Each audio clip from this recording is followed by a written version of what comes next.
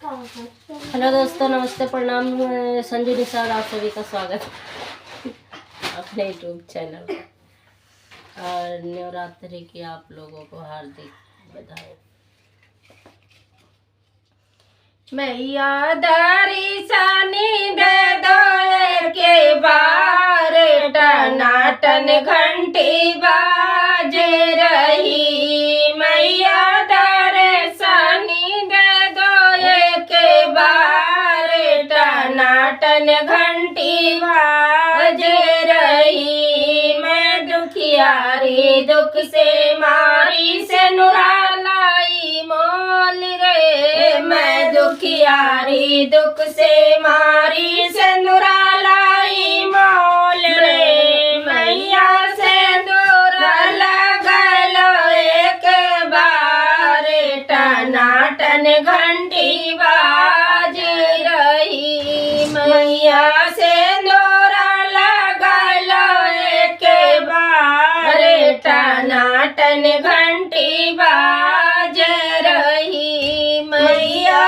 दर्शन दे दो एक बार, टनाटन घंटी बाज रही। मैं दुखियारी दुख से मारी बिंदिया लाई मोल रे। मैं दुखियारी दुख से मारी बिंदिया लाई मोल रे। मैया बिंदिया लगलो एक बार, टनाटन घंटी बाज रही। मैया बिंदिया लगलो एक बार, टनाटन घंटी बाज रही। मैया दर्शन दे दो एक बार, टनाटन घंटी बाजी रही। मैं दुखियारी दुख से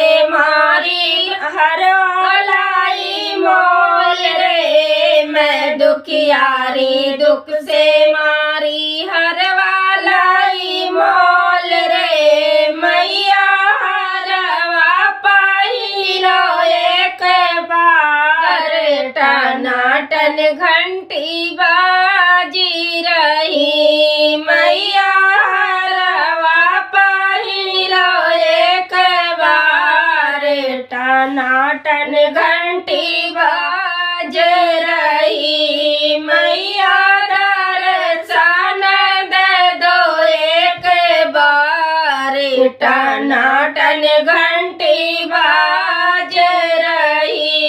मैं दुखियारी दुख से मारी कंगना लाई मोल रे। मैं दुखियारी दुख से मारी कंगना लाई मोल रे। मैया कंगना पहिलो एक बार, टनाटन घंटी बाज रही। मैया कंगना पहिलो एक बार, टनाटन घंटी बाज रही। मैया दर्शन दे दो एक बार, टनाटन घंटी बाज रही। मैं दुखियारी दुख से मारी चुनरी लाई मोल रे। मैं दुखियारी दुख से मारी चुनरी लाई मोल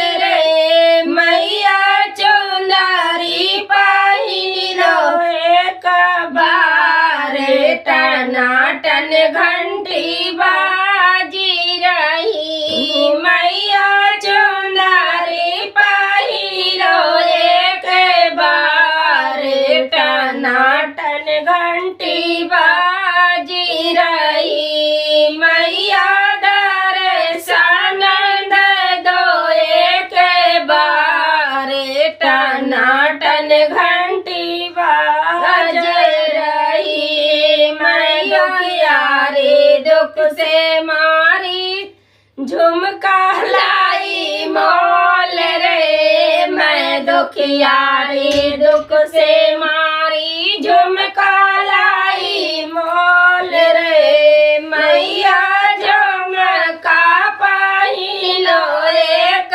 बार टना टन घंटी बाजी रही मैया झुमका पहिलो एक बार टना